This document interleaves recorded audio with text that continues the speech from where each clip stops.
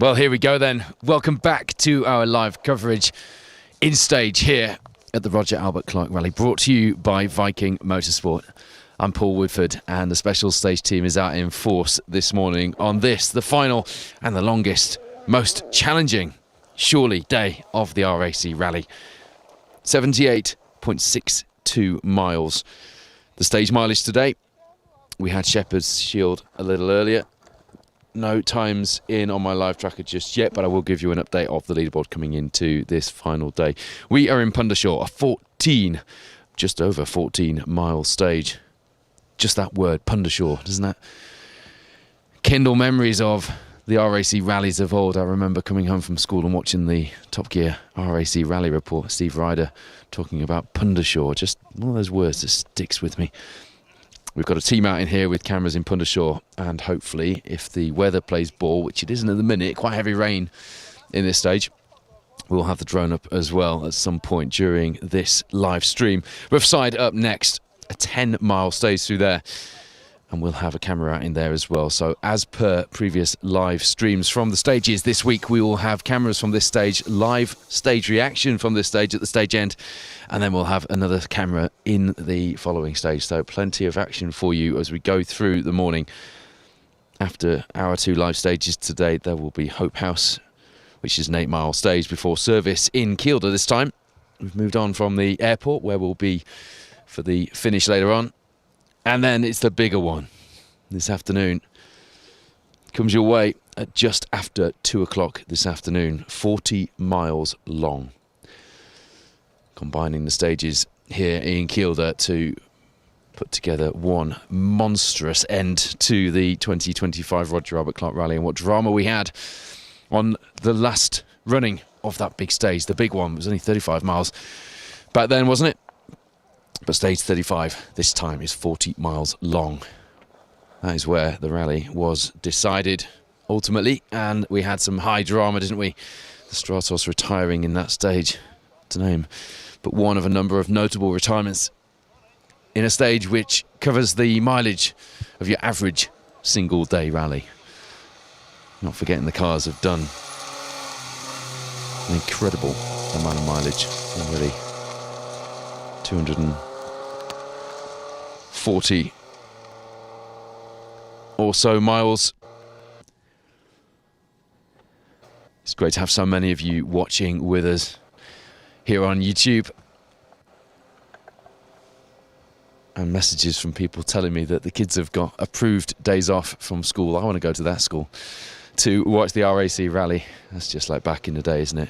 You guys have been the stars of the show this week, the crowds, the spectators, those of you watching from home, the fans enjoying the coverage and sending us your photos of your Roger Albert Clark rally experiences. You've been the real stars of the show. We've loved every minute of getting your updates through, so thank you for that. You've kept us company on the longer, darker parts of the event as well, and there are quite a few of those. 5 days live coverage from early in the morning till late at night, and sometimes into the early hours, of course, with those R.A.C. rally reports every night. One more of those to come tonight. We've got a couple of really smart features for you. One very special feature featuring Mad Mick Jones, Mark Higgins and Johnny Milner on an event which, well, many, many years ago had a lot of the hallmarks of this year's Roger Albert Clark Rally.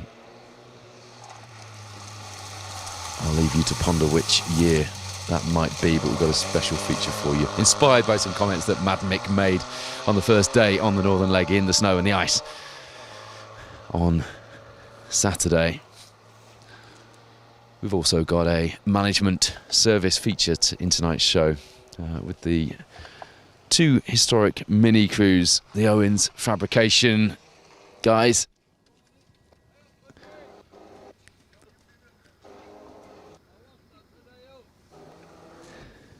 And it is always a favourite part of the event for me, seeing the cars servicing on the road sections in between stages on the way to service. I remember following the cars, as many of you do, back in the day. And sometimes you'd just chase the cars around on the road sections, wouldn't you? And see very little stage mileage and just enjoy the adventure part of what the Roger Albert Clark Rally is all about. The final safety car coming through the stage.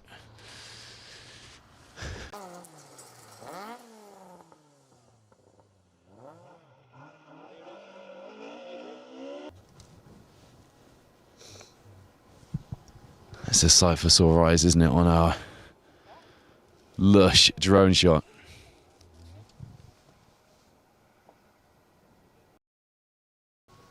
The sight of the notorious Killer Kilder missed over the trees. And a dramatic backdrop.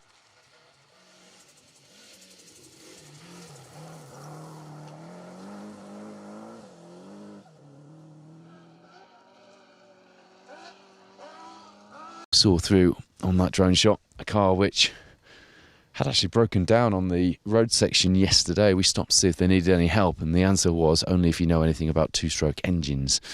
So we had expected to see them retire. Pleased to see it still going. Robert Goff, Jack Bowen, after their accident in Wales and having the car rebuilt by the Viking Motorsport crew, sat out the last loop.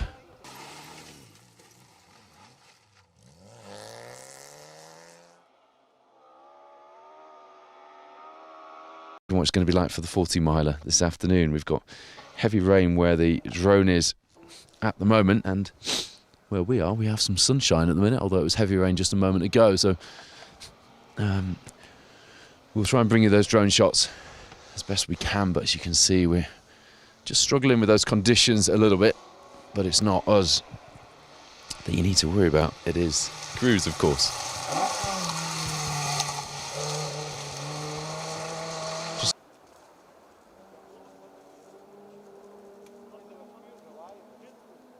Sunbeams kept its head down, hasn't it? Martin Oglesby, John Parker alongside. Second time they've done the Roger Albert Clark. Last time was in an Opel Kadett, this time in that lovely little Talbot Sunbeam. It's gone well for them. There was a nice post from Dan Hurst this morning with the Rothman's legacy, which I personally haven't seen much of. I've sort of been like passing ships with the midpoint of the main field with our timings this week, but I know you've seen plenty of them on our coverage, and they've had a real family affair on the stages, as have many of our crews actually this week. Talking of which, gutted for Matthew.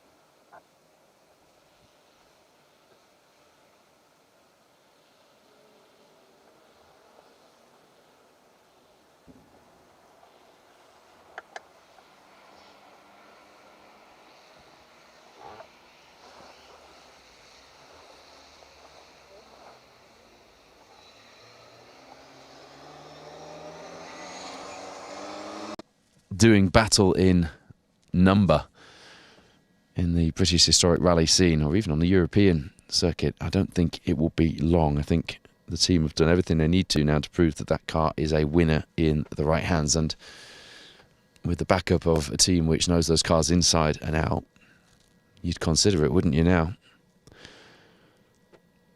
And I hope a number of people are. Dan Mennell, John Roberts in the Car Prep Mark II. Chasing at the moment Matt Edwards and Sean Williams, who have got a bit of a comfort margin themselves, albeit they are only 12 seconds behind the three-time British rally champions in 6th and 7th, Mark Higgins and Matt Edwards, from two different eras. But although they're in two different cars, they are both together on the leaderboard and only 12 seconds apart. That could be a battle going into this final day to keep an eye on. I am quoting times from the last stage last night because I don't have the up-to-date times on the results from the first stage, Shepherd's Shield, this morning. But we've got used to that and we're working around it now. So Dan Mennell, John Roberts in 8th place. Jason Pritchard, Phil Clark in a bit of a no man's land, 2 minutes or so ahead of them and a minute and a half behind to the Volvo, which has captured a lot of your imaginations and mine this week. the Swedish pair. Arne Radstrom has been a real celebrity of this event, hasn't he? Right from the opening day at Scrutineering, chatting to us and making what seemed like a pretty bold claim that he was going to come here in a Scandinavian Volvo and he was going to take on the Escorts on their home soil. Turned out not to be very bold at all. It turned out to be very accurate, and we are delighted for that. 10th overall at the minute. He has been a lot higher on that leaderboard. Had a few problems, power steering failing on the first day in the northern leg, and a few issues since then to nurse the car through. Albeit he took a 4th fastest time, didn't he, through Riccarton in the snow and the ice, despite coming to the end of the stage, frustrated that he had no power steering. What could he have done without that power steering issue? Well, we'll never know, but I'm sure we've all got a pretty good idea. Ben Friend, Cliffy Simmons, Tom Water, Will Atkins and Paul Thompson, Josh Davison, all just dropped back a little bit on the overall order. James Ford, Neil Shanks as well. A bit of a horrid event for them. Bouts of pace when they had things going, but spent too much time in the R.A.C. rally ditches this week to make a real impact on the top of our leaderboard. And indeed, super rallying at this point due to various incidents. Reece Yates, Alex Lee going home last night after getting the car beached. You may have seen the pictures on Instagram or the videos, the various videos on YouTube of the car being pulled out. No real damage to the car. Talking to Reece's dad, John, last night in service at the airport in Carlisle. The issue was just the time lost. They, in his words, didn't come here for seat time. They came here for a top 10 result, and that was looking very unlikely at this point. Right, I am going to get some reaction. No times from these first few cars. We'll just get a feel of how this event has gone. Florence Butler has got to the final day of the Roger Albert Clark Rally. Izzy Holman alongside. Florence, here you are, final day, and you're in Kielder. How do you feel? Yes, this is my first time in Kielder, but I like it. It's fast stages, so we caught the car in front of us, so we're now first on the road. But yeah, so they're fast stages, and looking forward to linking them all together this afternoon. Well done on getting this far. Enjoy the final day. Florence Butler, Izzy Holman in the Mini Rally Challenge car with a few extra modifications to hopefully see it through the 5 days. Here's Aldrich in the Skoda Octavia. Looking forward to seeing him through the final day of what has been a very arduous event for the team. That crash early on with the car down a deep ravine. It's been repaired. Spectator power. Mark, final day. How are you feeling? Pretty good, yeah. We had a little off yesterday, so got the car fixed, we're back in it. Just loving it, yeah. Trying to finish today, it's the main thing. There we go.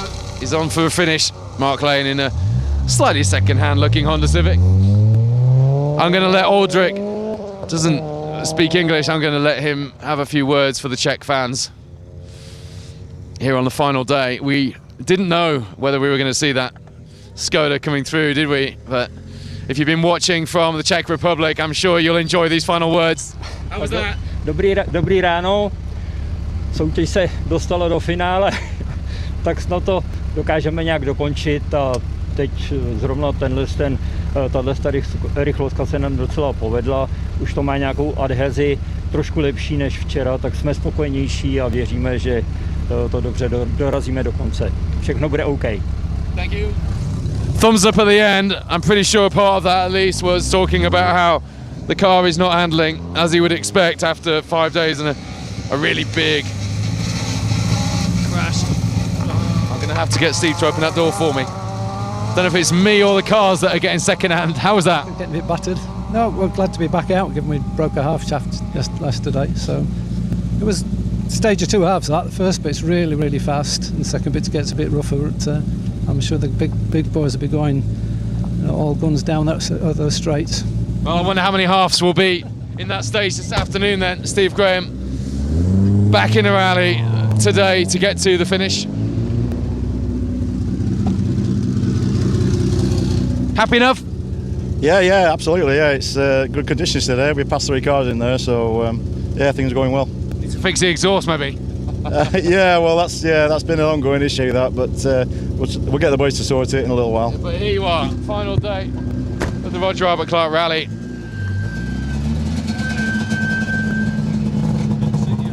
Stephen, glorious sights from the drone of this Saab 96. You had some issues yesterday. Yeah, we blew a hole in the block and we had to swap an engine over last night, and lucky enough I had a spare 2-stroke, which is very rare. Yes. Got it running and we're out again today. Fair play. New engine in the car for today after blowing it yesterday. I did think that was what we'd heard. Gonna move on to Sam.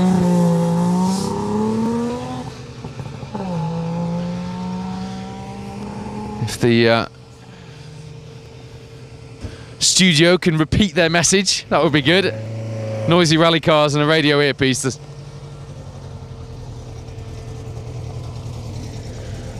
Martin, happy?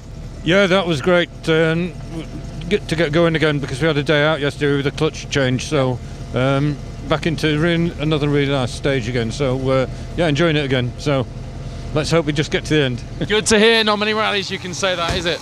We had a day out for the clutch to be changed, and we're back in it.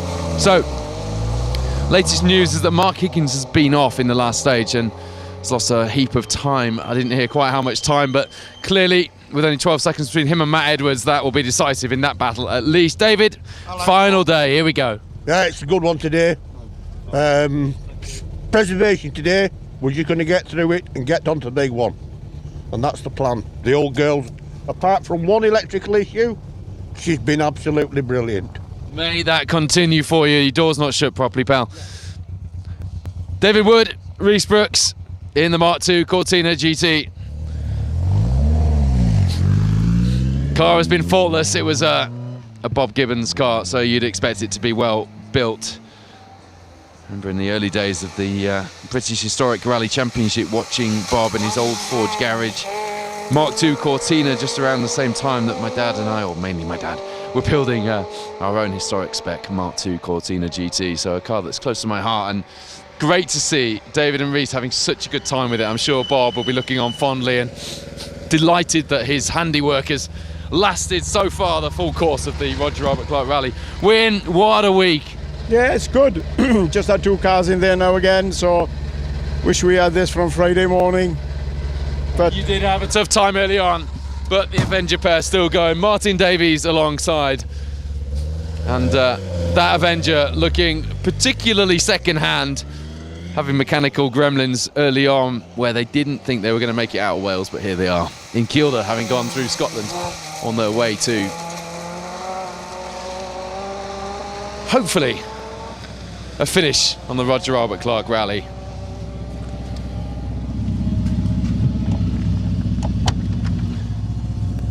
Paul, final day.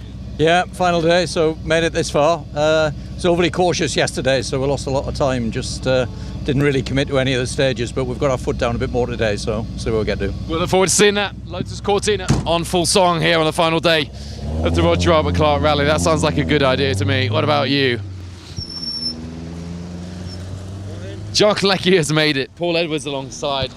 The car built just for this rally. Here we are, final day. Top of the day to you, sir. You look happy. Yeah, shame.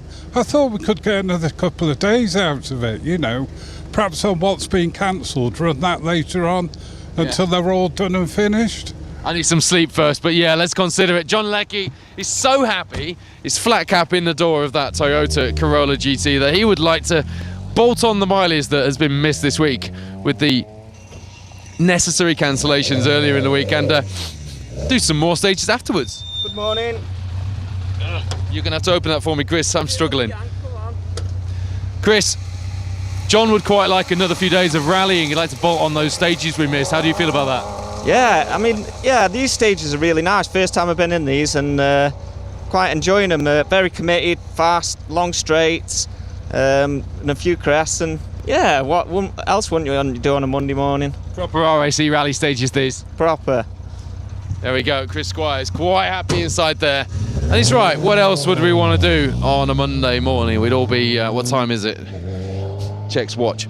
Yeah, we'd all be getting our first coffee and photocopy moment of the day, wouldn't we, around now? But here we are in the middle of Kielder Forest on the second of the final day stages of the Roger Robert Clark Rally, stage 22. We will be live for Roughside as well. This is Pundershaw, Roughside up next, stage 33. And then the crews will go on to Hope House, after which I believe Matt and Bex will have stage end updates for you before the bigger one. At the moment, on the results I have, the last of which were last night, I'm afraid, Ocean Price and Dale Furness, he says, checking the live results, see if we've had a rare update.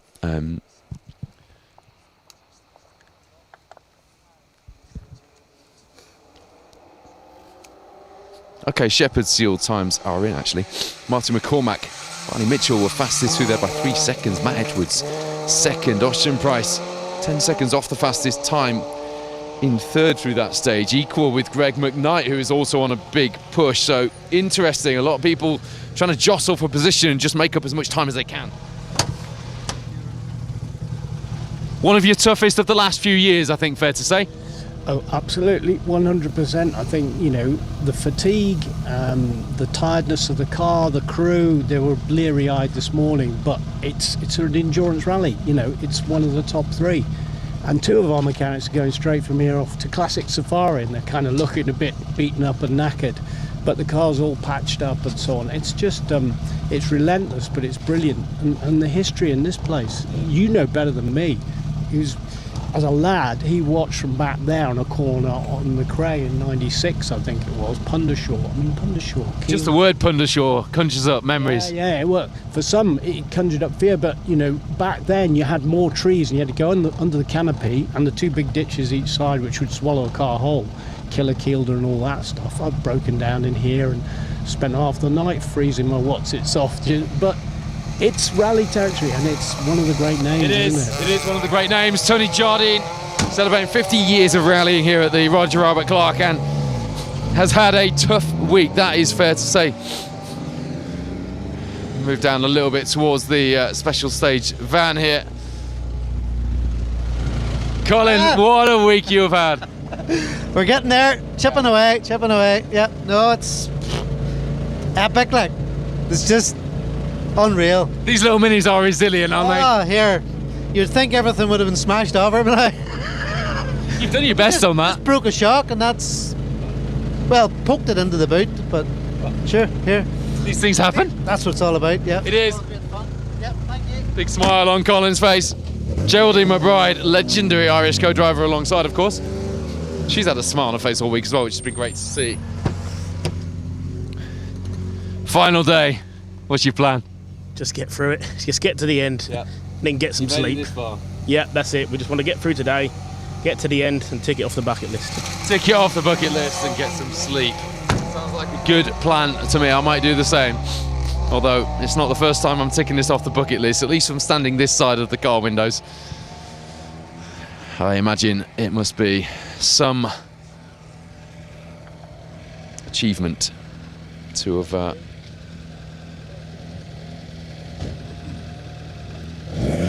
got this far on the other side of the windows. Alex, you're here. Just. Yeah, well, good day yesterday. Long day. But that takes me back to sort of BRC days. That's an awesome stage. I know I've said that a lot this weekend, but that was properly cool.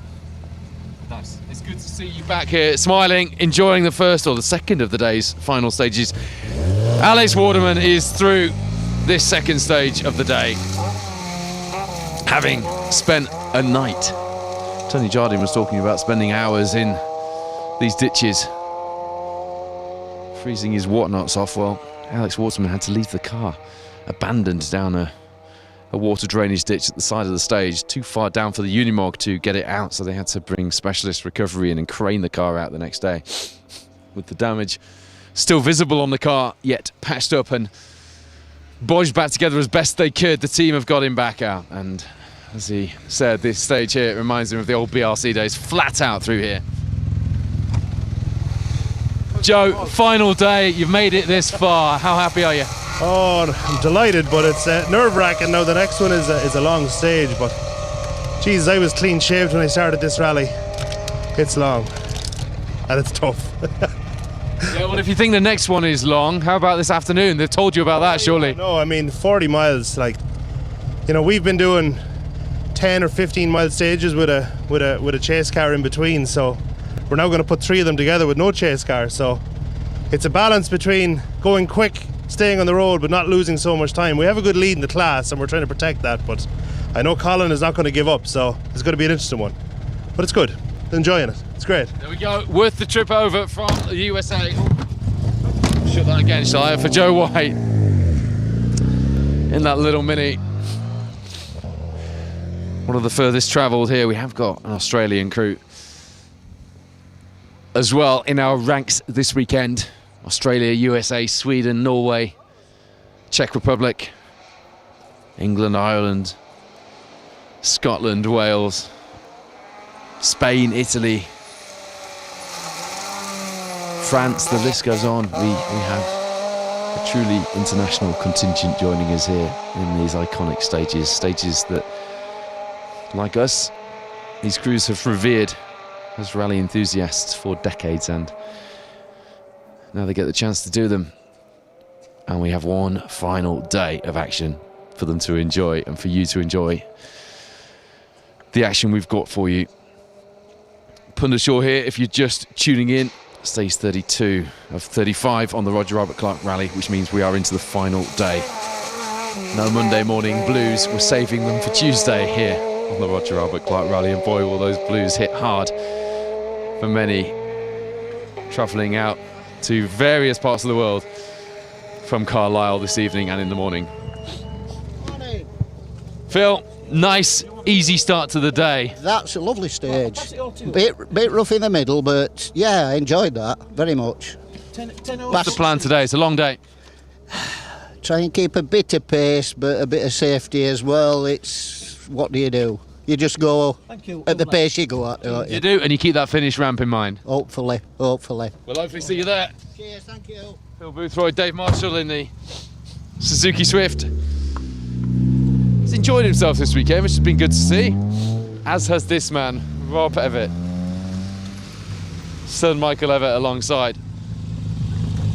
Saw his other son Joe Evatt in service this week. What a week for you. Yeah, it's not good at the moment though. What's happening at the minute? Nothing. No, nothing at all. No. For you that can't see on the camera, the brake pedal is literally on the floor. Where did that happen? Through that? Through that stage. Yeah. We'll let you go and have a look at it. Management. Going through the next stage with no brakes before management service. That is the R.A.C rally, isn't it, in a nutshell? Only the handbrake to get through the next stage for Rob Evatt, but he's determined to get there. Won a BTRDA championship this year. In his 70s, that was a big aim of his, and now he wants to finish the R.A.C again. George, happy? Yeah, those two were absolutely fantastic. That's just what we came for. Absolutely brilliant. Couldn't be happier, so fingers crossed now just to get to the end. There we go. Couldn't be happier. Came all the way here and went on a journey of 200 odd stage miles across 3 countries in order to do that stage, or those 2 stages. To remind you, we're going to have much the same format we've had for the last few days.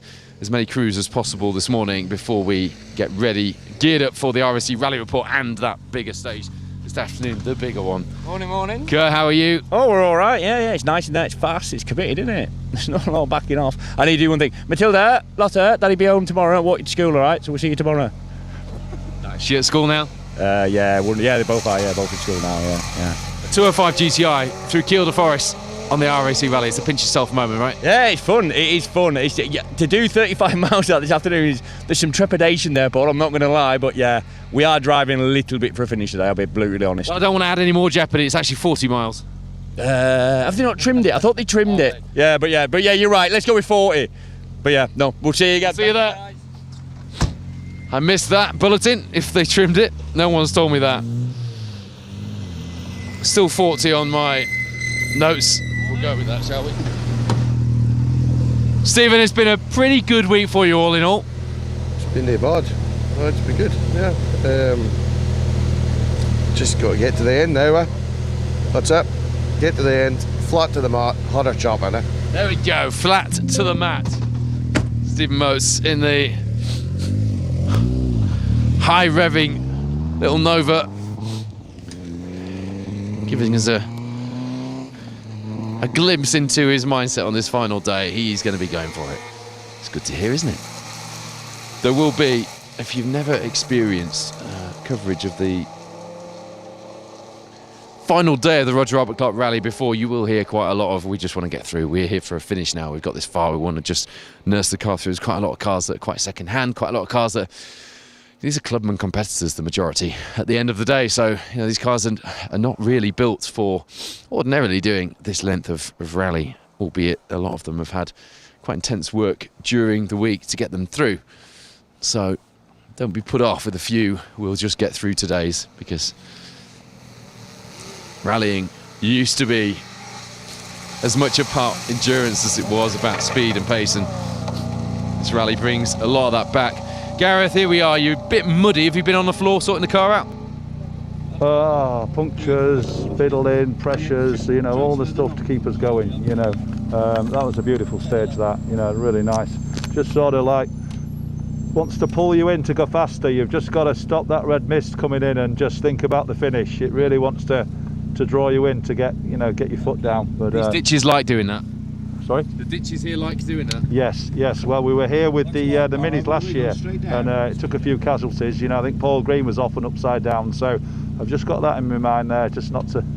Anyway, long time left today, so we'll see how we get on. There we go. There is a long way left, actually. Gareth Humphries just confirming that he is keeping those various previous incidents in mind.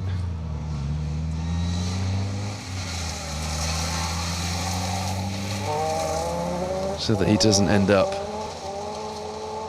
in one of these killer Kielder ditches.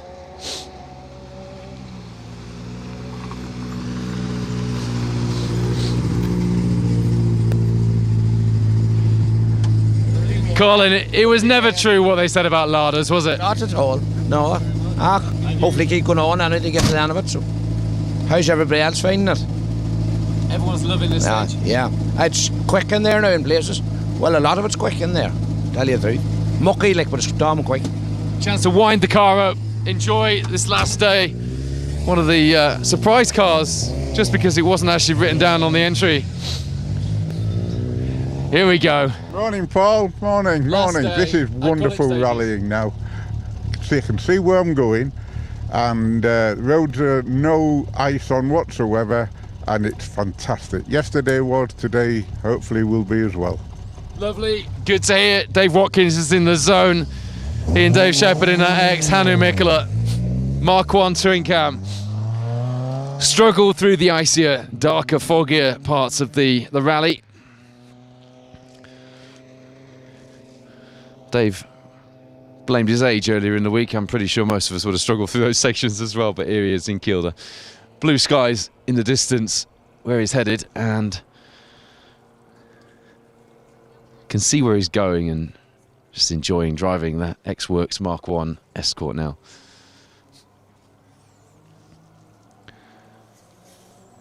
Still a fair old size of stage, this one. 14 miles. I mean, you wouldn't ordinarily get a 14-mile stage in your average one-day rally, so that is a heck of a stage. Ignoring the fact we have a 40 or possibly a 35. If that's to be believed. Mile stage this afternoon. 14-mile stage followed by a 10-mile stage in Roughside straight after this Pundershaw stage. Is quite a formidable block of mileage, isn't it? Just in those two alone, well over half the mileage of your average one-day rally. 78.62 miles, the scheduled stage mileage for today here on the Roger Albert Clark Rally in Kielder for the final day.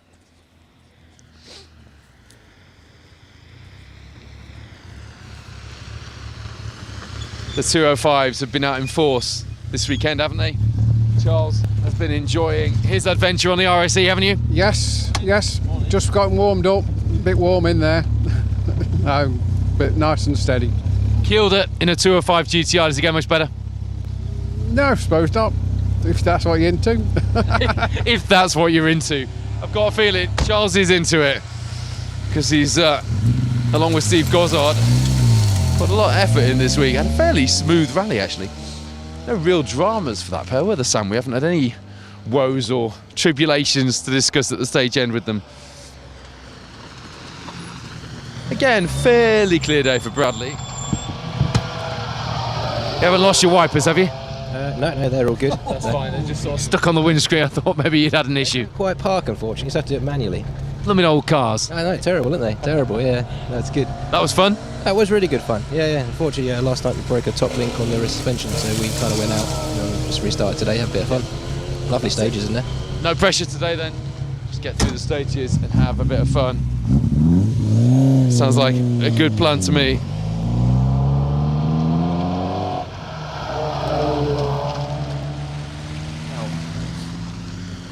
Paul Rawson, Mike Courier, trundling very slowly into here. Good morning. Good morning. Oh, your smile says it all. I thought you might have an issue how slowly you crawled into there then. No, I just didn't want to be interviewed. No, good stage that, really good. Fast, really enjoyed it. Perfect in a car like this? Yeah, absolutely superb, yeah. So A lot of people saying these are the stages they came for. Sorry? These are the stages a lot of people came for. Yeah, absolutely brilliant, honestly. They're superb. So, 3 to go, fingers crossed, we should be all right. Go. Thanks a lot. Yeah. Holding up for the interview only prolongs the pain. we don't go anywhere, do we, Sam? We're here all day.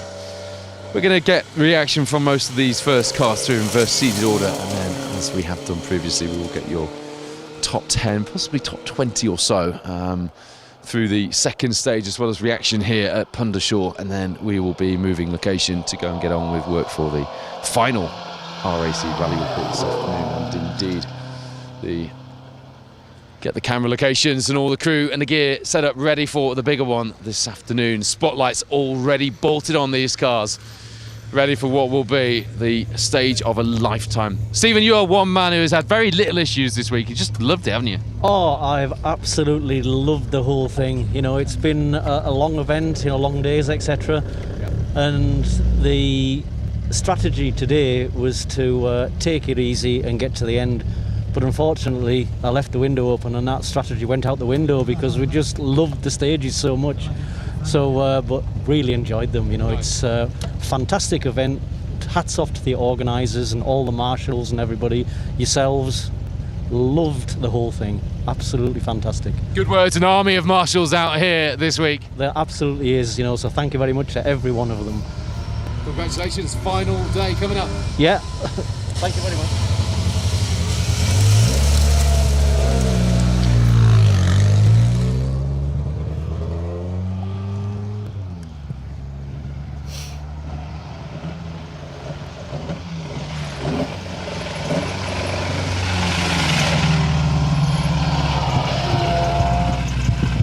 Well, there were times, Willie, when we didn't know if you'd make it this far, particularly yesterday, but here you are battling through. Absolutely, that's what I'm talking about. That's what the R.A.C is all about. That was fantastic. Absolutely brilliant. Absolutely brilliant. So we've got big smiles on our face this morning. What were the issues yesterday that you had to contend with the car? Yeah, the car was misfiring a lot and she was over-fueling in one cylinder, so it meant every now and again she just didn't want to know. So we went through one stage with only 3 cylinders, one stage just misfiring all the time, but she seems to be going fine now. Good stuff, good to hear.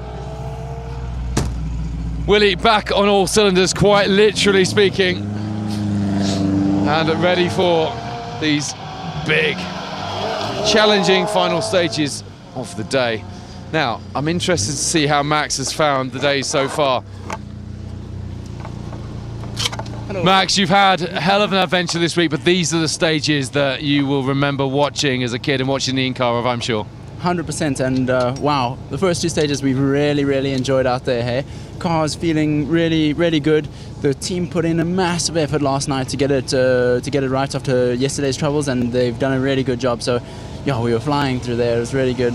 Not bad for the team to have a WRC driver telling them that they're doing a good job of prepping the car, especially after issues yesterday. Max Smart joining us, the South African, enjoying his Roger Albert Clark rally experience, and I've got a feeling with a smile like that we might see him again in the future. But troubling event to begin with. The gearbox playing up on the car, had to change the diff and the gearbox, and it was a proper Roger Albert Clark rally experience for Max, that is for sure.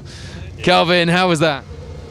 It was okay in the beginning, but it was getting a bit slippery by the end now, yeah. Okay. But it's okay.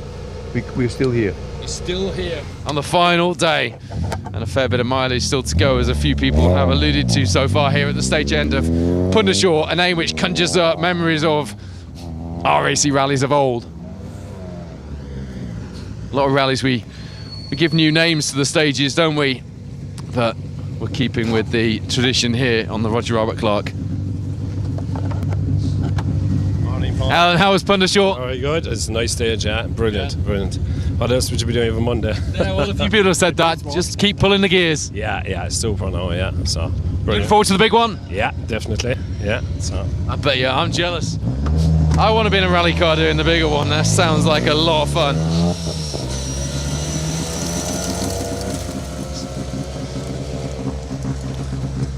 Simone has had an interesting Roger Albert Clark rally. Struggled in the snow and the ice. Second time he's been here, and the Italian pair have enjoyed themselves, that is fair to say. How was that? Good, very fast, very good. We lost the brake in one junction, but I don't know, maybe just overheated. Okay. I hope so. It's not so funny. Hopefully not, because it's a long day. Yeah, it's a long day, so stage is perfect. How does this compare to your first Roger Albert Clark rally? It's the second time for me. Yeah, how does it compare? This year is maybe a little bit rougher, I think, but it's a great event anyway. Smile's just as big. Yeah. Here we go. Simone Kazia, the Italian driver. And here is Ulrich Kovaric.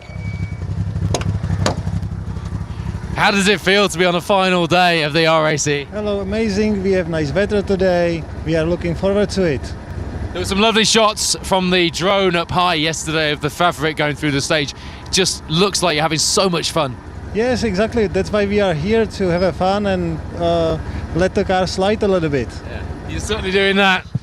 The second of our Czech Republic drivers, his dad in the Octavia Super, having that dramatic R.A.C. rally experience that we've documented so well across every single social media platform and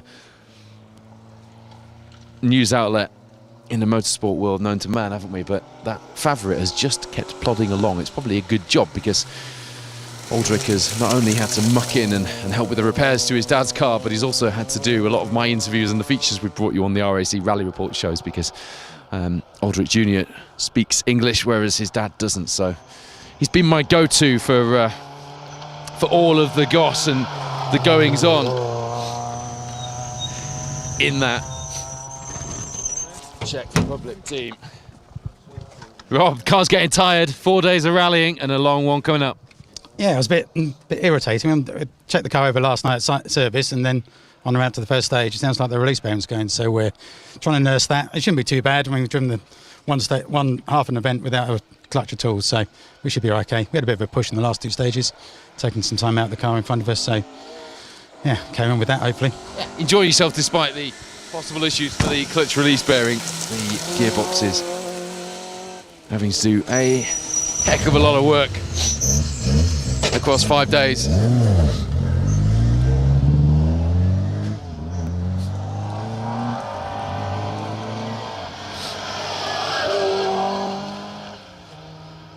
A word for the other special stage crew who are out there filming today and will be out with us for the bigger one this afternoon as well. I've been putting together footage for the R.A.C. Rally Report show. While we've been in the studio tonight, they've still been on the stages. Phil Bramwell didn't get back till must have been well or after 10 o'clock last night to the accommodation. Fair play to the guys. Scott, you didn't seem to really enjoy yourself yesterday as much as I thought you might, but these must be awesome stages in the Nova. Yeah, really good. Yeah, that was fun. Caught another car, so no, good. Just nurse her to the end now. Nurse her to the end. Well, I'm sure there'll be a little bit of nursing, but I reckon he'll also have a little bit of a push on in there as well. Stephen Brown, Lewis Hooper have reversed roles in the Micra this week, and fair to say, Stephen has been one of the most here. Well, final day of the R.A.C. rally. I mean, you always want to get here, but did you think you'd be here on the early part of the week? No, but I am. Yeah. And that's the first time I've been caught in passing a stage. Nice. So I don't mind that because I'm seated far too far up in this group. Yep. But Killer Kielder on the final day of the R.A.C. Yeah, just got to keep it going. And how's our champion driver doing as a co-driver? Oh, perfect. Yeah. Sometimes better than me. Careful with phrases like that. Has he been better than you in the driver's seat, Lewis? Sometimes, You two, they're going to be man-hugging in there by the end of the rally. Lots of love inside that Micra. Well, hasn't all been plain sailing for you, but I normally spend time with you in the pro tyre camp with the tyre changing on events. To see you out in a rally car on these stages has been epic. Has it felt good? Yeah, it's been good. Really good experience. And lots of support back home as well. There's a lot of Welsh people watching and wanting to see the Welsh crews do well, and the road rally lot are quite enjoying your antics. Yeah, it's there's a crowd everywhere. Whatever corner you're on, there's a crowd there. It's mad, isn't it? Yeah, it's mad. It's mad. Enjoy, Killer Kielder. Yeah, good. John Davies, Kevin Jones in that road rally spec Mark II Astra GTE.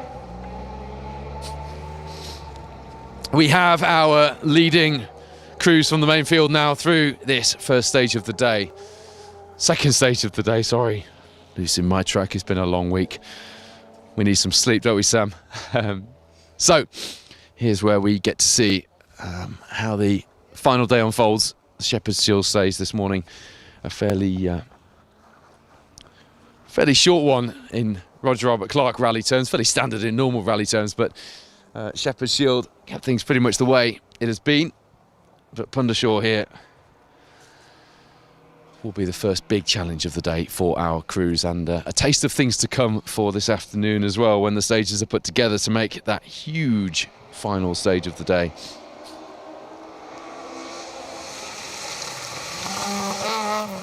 Just stopping to listen to the sound of a hard charging escort barking away somewhere in the trees across the hills and through the forests of northern England here in Kielder. All we're missing is the whistles that used to characterise these stages back when I was a kid watching the coverage. And the hills well and truly are alive with the sound of rally cars here in Kielder. My dad used to say that to me when I was a kid. These things stick with you.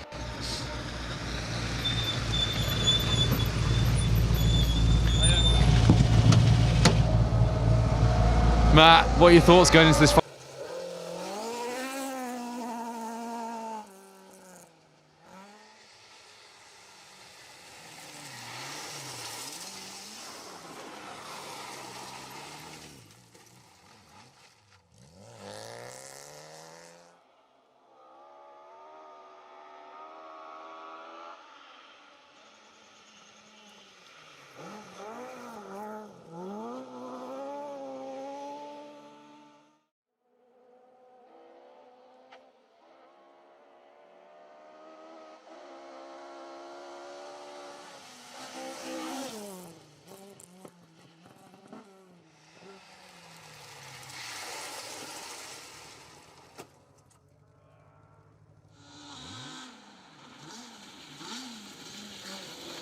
You managed to stick to that?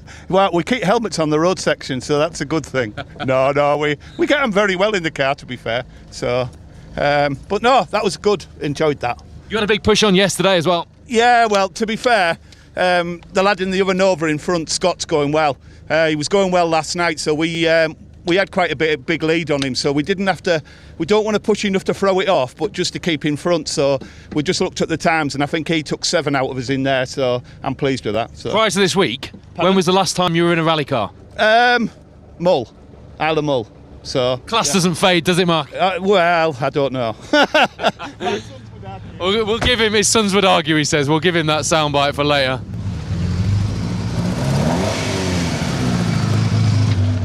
Mark, we've made it. Final day. Still here.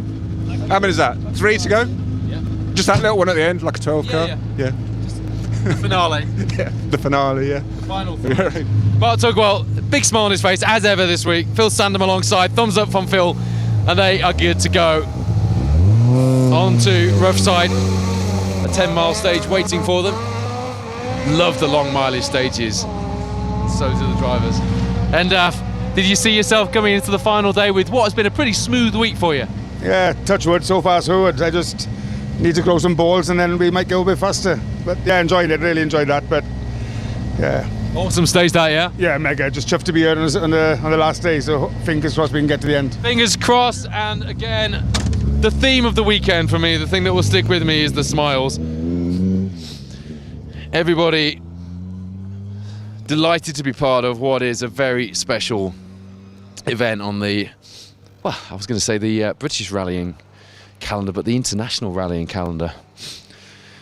Because as you have seen this week, it's not just British crews enjoying themselves on these stages, just like it used to be. A showcase of rallying at its very best. A couple of nice features coming up for you. If you missed us talking about that earlier in tonight's final R.A.C. Rally Report show of the week, it's a chance for us to show a few things that we can't in the daily live coverage, and put a few features in, speak to a few of the guys in the service area and around. You'll see we've got a management car service feature in tonight, as well as a very special throwback feature inspired by a few words that Mad Mick Jones said to us in the snow and the ice on Saturday in Riccarton. Sad that Mick is no longer in the rally with Mad Jane Nicol alongside, but you know what? They gave us some great entertainment and some fantastic sound bites, and I'm looking forward to bringing you those features in tonight's R.A.C. Rally Report show. A few comments last night about the fact that we don't have a show full of results and updates. We literally spend, between myself, Phil Bramwell, the 2 live special stage teams, and then the Matt and Beck's stage end interviews, we literally spend all day talking results, times, and giving you a blow-by-blow account of what's going on the stages. So the R.A.C. Rally Report is an additional part of the broadcast package designed to make you smile and throw you back to a time when, well, I'm sure it wasn't, but everything seems now, looking back through rose-tinted glasses, to be a lot more simple, and a chance for us to just indulge a little bit in the glorious retro headiness that this event allows us to slip into every 2 years. So that is what the theme of the R.A.C. Rally Report show is all about, and we make no apologies for that whatsoever. It's something that we've conceived a couple of years ago, and the concept has grown a little bit, but it stayed true to what we were trying to do originally. So there will be a short review of some highlights in there, but there will be a full DVD of every blow, every stage time, every challenge, every struggle, every management service issue, and everything else that you want to know.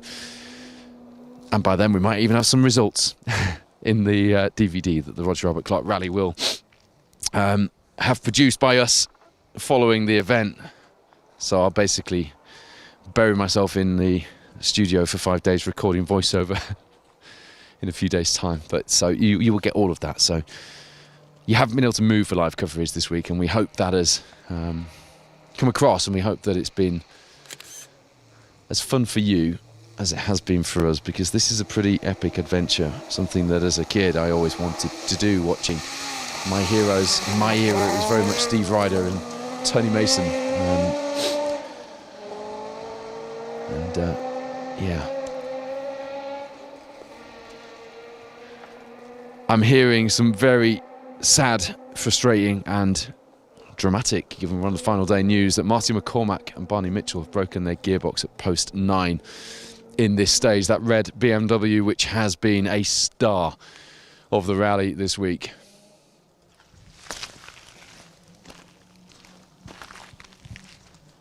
So winner last time out, Martin McCormack. Barney Mitchell, I suspect a broken gearbox in a message with no other detail is what it looks like. That will be going no further. I think there would have been more detail had the car been limping through or something. So, Marty McCormack, what entertainment you have given us this week. Coming here and taking an unproven car, having won multiple Roger Robert Clark rallies, to get so close to a top result.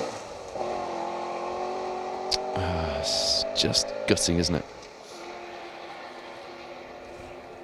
I'll tell you what though, it does mean that the final podium position could just have got a little bit more interesting as far as the battle is concerned, because Greg McKnight, Harry Marchbank, Divrig James, Emir Jones, Matt Edwards and Sean Williams all went into the final day within reasonably reaching distance of that podium position. Confirmed McCormack is out with a broken gearbox at post 9 here in Pundershaw. Killer Kilda has struck on the 2025 Roger Albert Clark rally. It isn't the ditches, but the rally gods have ordained that this year is not to be Irishman Martin McCormack on top.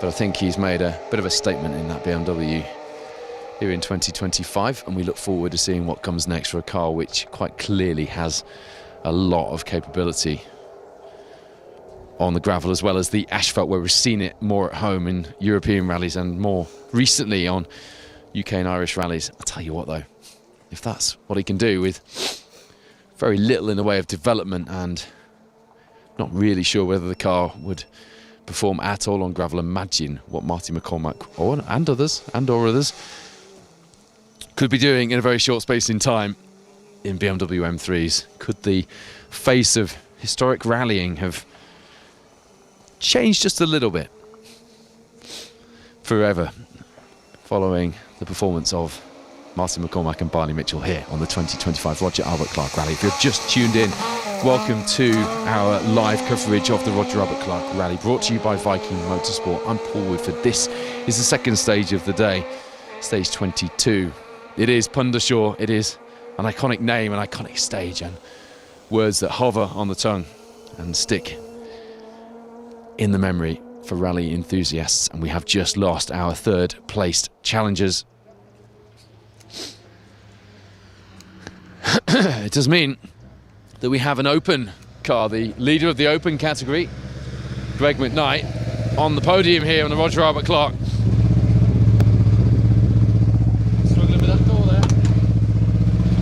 What time did you get, Arshan? I don't know, we're not looking at times, we're just getting through. Just managing it today? Yeah, it's hard to when it's like a bloody ploughed field in there, so yeah, it's very difficult to hang on with no power steering, you know, so yeah, just trying to get through as cleanly as possible, not to damage the car and not do anything daft. How are you feeling? Rough, to be honest. I've had the cold for the last 2 days, so no, we're happy enough. We're happy enough. We'll keep ploughing on. And a lot of support for you out there. Word for the fans and the marshals? Oh no, it's been mental, you know, the support we've seen online, and we have only seen snippets of it because it's been so busy, but it's nice to have the support, and hopefully we can carry through to the end. Good luck. Our rally leader is Ocean Price, Dale Furness.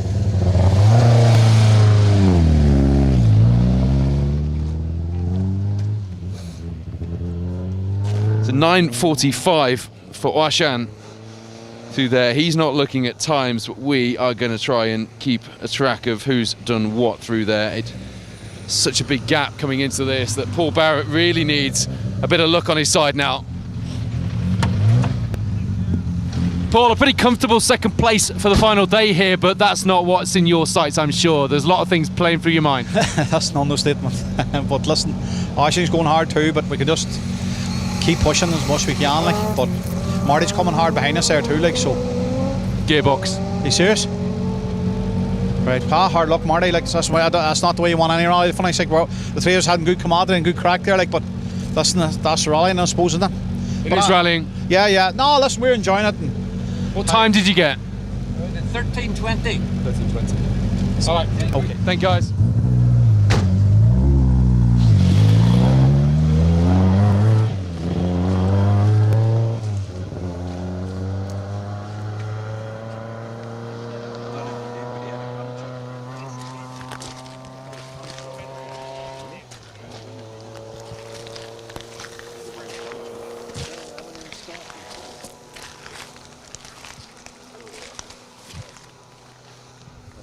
Well, if Paul Bennett got a 13.20,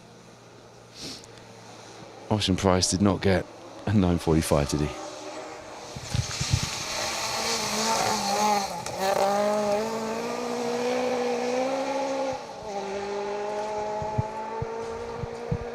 So, yeah, broken gearbox for Martin McCormack, Barney Mitchell, as big a disappointment to Paul Barrett in second place there as it is. I'm sure to Martin himself, or maybe not quite, but the fans will be equally disappointed. Of course, Paul was ahead of him on the road. Everybody else now through will know that red BMW is not going any further. The message actually came from Colin Heppenstall, the rally manager.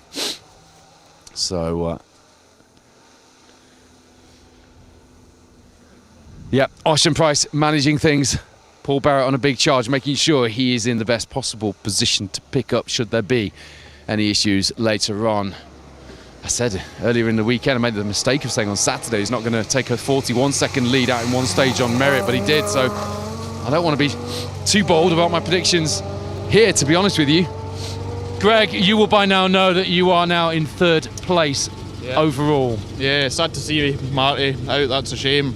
But hey, it's never over till it's over, is it? You need to keep on going. You came in within reaching distance anyway of that podium, and I know you've had your sights set on. You said to me, a decent top 10 would be great.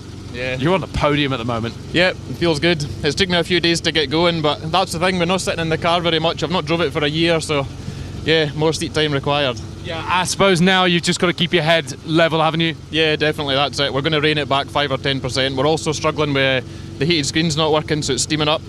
So we're just going to come back and try and hold that position. Greg seems quite excited, doesn't he? You can see and sense the excitement. I can anyway, sticking my head in his door.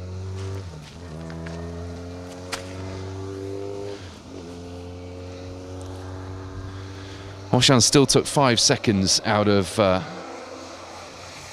Paul Bennett there. 13.15 for Oshan Price. Paul Bennett did a 13.20.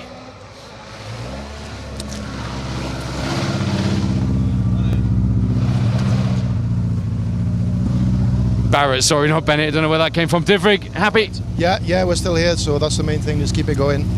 So yeah, the seal's a bit loose on the back. I'm not sure if there's something wrong there, but we're going to have a look in a second now. Okay, slight problem on the back of the car. I'm looking to see if there's a puncture. It did look like Paul Barrett had a puncture on the back, actually.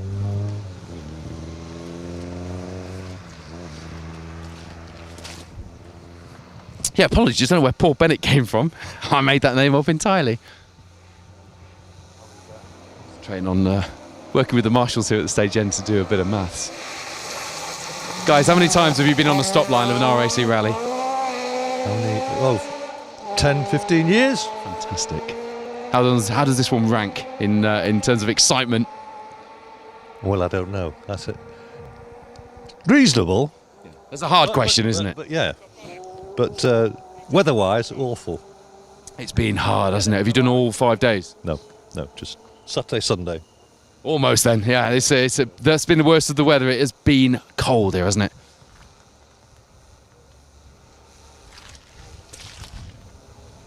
Just waiting to confirm Greg McKnight's time. The guy's not wanting to talk about times at the stage end here, but luckily the marshals can give me the times. But Ocean Price looks like he's taken a further 5 seconds out of Paul Barrett here. 13.09 for Greg McKnight. That's the fastest through so far, I believe.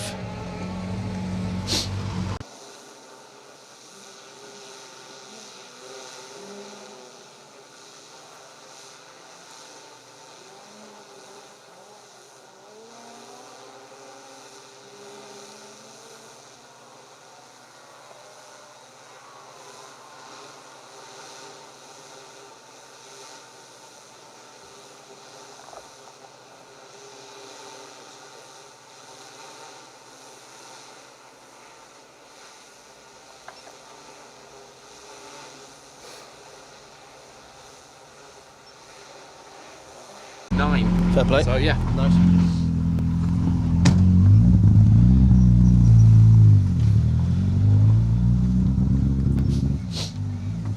I'm not going to get in the way of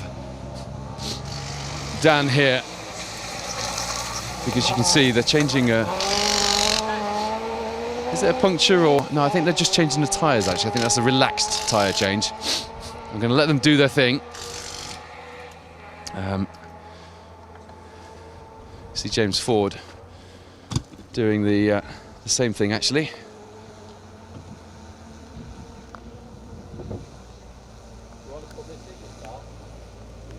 Dan Mennell, John Roberts just changing the tyres on the rear. You can see there the disappointment from McCormack from our drone shot there. I'm wandering around the wrong side of the car here. It's Jason, it's a bit like Matt Edwards for you. You just got to keep going for as fast as you can, as long as you can today, right? Not really for me, different to Matt. Matt had a bit of a race, whereas I was in no man's land. I think it was 2 minutes in front, 2 minutes behind. So, yeah, just do my own thing, just go at a decent pace, really try and keep the concentration and enjoy every mile. How much of today is picking up on other people obviously having problems? Everything, really. Yeah. For me, as I say, you're not going to get it on pace alone, really, but yeah, as you know, Paul, anything can happen. What time were you through there? 13:25. Thank you. James Pritchard. 13:25.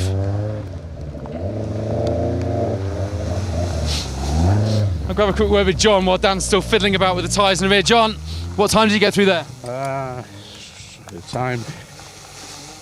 I didn't take the bloody time. It's just, I didn't take the time then. Sorry, it was 50. Yeah. I don't know. Sorry. That's fine. No, that's all right. Dan, just a tyre change, or was it a puncture? It was a puncture in there. About 3 mile from end it went. I think we just tore it off bead on side. I didn't think we hit out or out like that. Just one of them, innit? It is. Pushing hard? Yeah, having a go now. All right, Dan Mennell is having a go. Puncture 3 miles from the end. Didn't get a time there from John. Wonder if Mark's pulling over to do similar. I'm just gonna, I don't know if I'm gonna reach this far with the microphone. Mark, dramatic day always on the final day. Here you are. Yeah, do you remember what we said at the start? It's a rally of least mistakes. Well, I've made quite a few on this one, unfortunately. So, yeah, we just had a massive overshoot. I don't know what I would have done differently apart from brake earlier, but just looking at it, I didn't feel I'd done anything too wrong, but we were miles too fast for a right 3. Thank you to the guys that pushed us out. You know, we were in there for 3.5, 4 minutes. So, but we're still here. Still here, frustrated. Couldn't quite figure out what the issue was there, Mark. But he's our 3-time British Rally champion is off. But frustrated to have had an overshoot with the spectators pushing them out. Lost 3, maybe 4 minutes. As Dan Mennell gets belted in, sets off before the doors closed. Was a puncture then. Right, R.A.C came into today inside the top 10.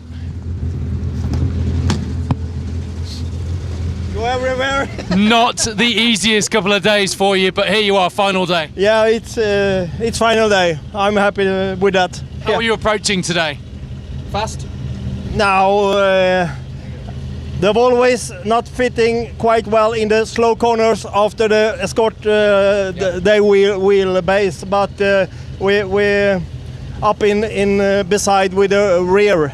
But we do our best and having fun. We push real hard, I think. Push, have fun, and watch that leaderboard for R.A.C. Kentola Bjorklund alongside in that glorious Volvo. It hasn't quite got the grip and the agility of the Escorts through the low stuff. You're quite an agile character, aren't you, Ben? I don't know about that. Hey, that lucky bolt served you well this year so far. So far, yeah. It's been, yeah, nearly the end now, so just keep the focus and carry on.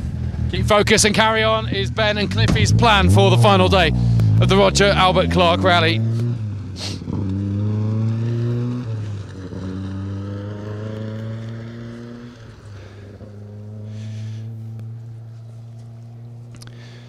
better fire some times over to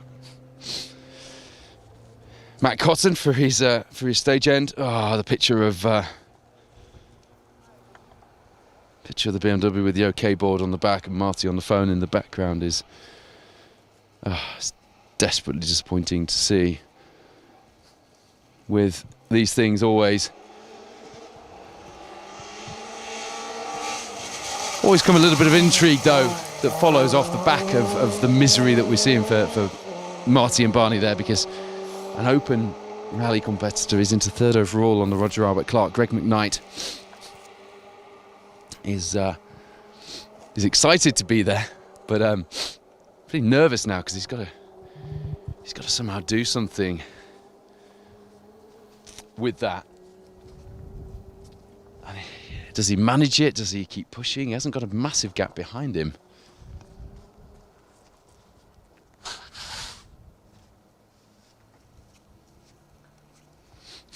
Everyone with their own take on this final day and the strategy they need. Matt Edwards knows it's a day for picking up positions where others have misery, like we saw from Marty and Barney. So we'll be pushing on. You heard him, fast as he can for as long as he can. Pritchard, on the other hand, sees that no man's land on both sides of him as a reason to back off and just get through today and see what happens. But we saw with Paul Barrett, didn't we, that through the early stages of Saturday, through Riccarton, I say early, they were in the afternoon, weren't they, the first stages of Saturday, having to, if he hadn't have pushed when he had the chance, he wouldn't have kept himself so much in contention as he has for the battle for the lead, even if he, has dropped back to almost 2 minutes of a lead for Oshan now. He would have been further out of contention, and a puncture or another bit of issue for Oshan would not be an opportunity for Barrett. So it is that balance. We've heard a lot of the drivers talking to us about the balance between pushing hard and managing things on this final day, but ultimately it is a long day. We've still got a huge amount of mileage left, including that 40-mile final stage.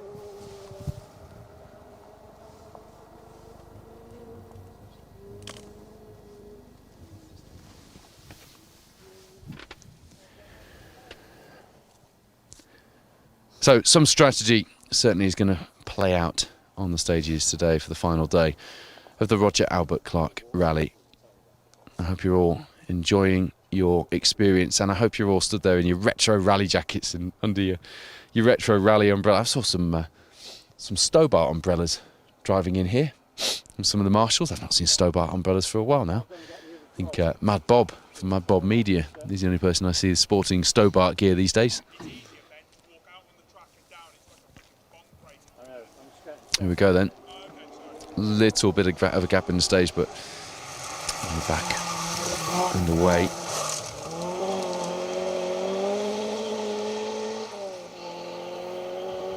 Sean Bolt, Callum Young in the Rothmans Mark II doing their first Roger Albert Clark rally. Didn't get a chance to speak to them at the stage end yesterday. They were in a rush to get on. But from what I've seen, they've had a fairly trouble-free event so far, and seems quite happy on the other bits and pieces that I've seen. We've all been following every bit of action that we can just to steal a march and get some information where we can when we've been in between live broadcasts this week, such as the unique challenge of the Roger Albert Clark. I do find myself wondering how different this would have been to cover the original R.A.C. rally. Right, the times, ironically, having done my maths at the stage end, are actually coming through for this 32nd stage. Pundershaw confirmation that Greg McKnight, Harry Marchbank, who said they were going to turn the ante down 5 or 10%. I suppose they only realised they were in a podium when they saw that BMW coming through this stage at junction 9 in this Pundershaw stage. But Greg McKnight, Harry Marchbank take a 13.09 through this second stage of the final day. Matt Edwards, Sean Williams, in his words, going as fast as he can for as long as he can. A 13.11, just 2 seconds off McKnight's pace. Osh and Price, Dale Furness, not looking at times today, still fast.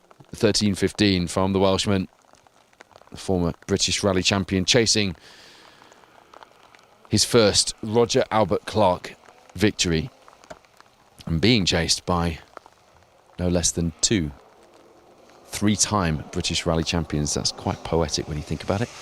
Paul Barrett and Gordon Noble were 4th fastest through the stage so far, equal with James Ford and Neil Shanks, actually. And if you're a tyre nerd, then James Ford, Neil Shanks, the only crew in the top 10 to not be on Pirellis, running Hoosiers, as you have seen on the side of the car. Jason Pritchard, Phil Clark was 6th fastest through here with that 13.25, backing off a little to manage the event at this point. Ben Friend, 13.30, 7th fastest. Dan Mennell, despite that puncture 3 miles from the end, when John Roberts alongside in the car prep car, 8th fastest with a 13.31. Then Mark Higgins, Carl Williamson, despite their overshoot in this stage at least, I think it was the first stage of the morning they were talking about, it must be, that they were talking about losing all that time, 13.32. From them to be 9th fastest through this, Arnie Radstrom, 10th fastest through here. So the first of our main field, our leading chargers into the following stage.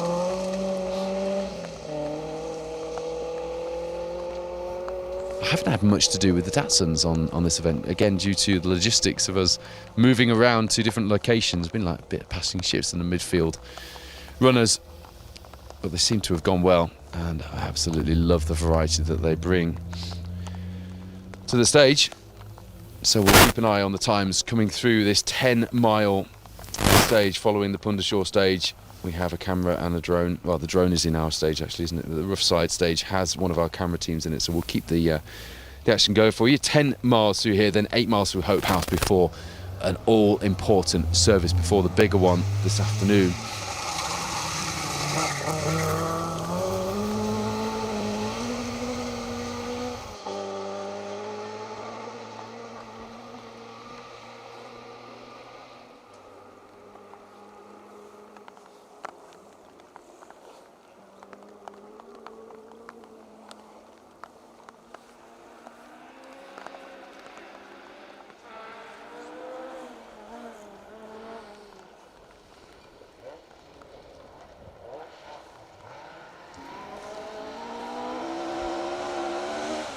There you go, a man who has about as comfortable a lead as you're ever going to want going into the final day of a Roger Albert Clark rally.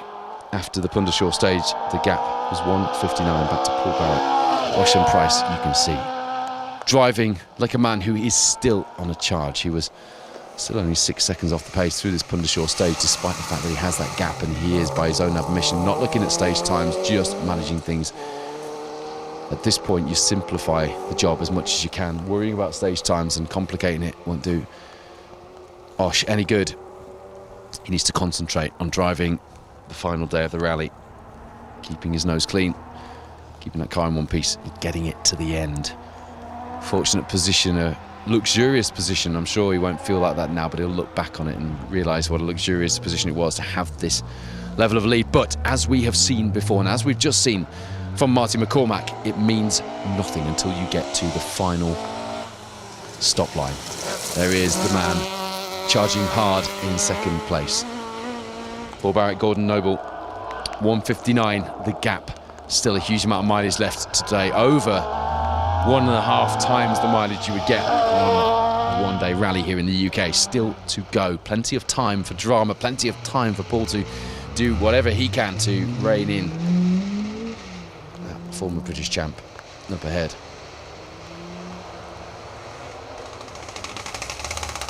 To remind you of where the pace is currently at, Ocean Price took 6 seconds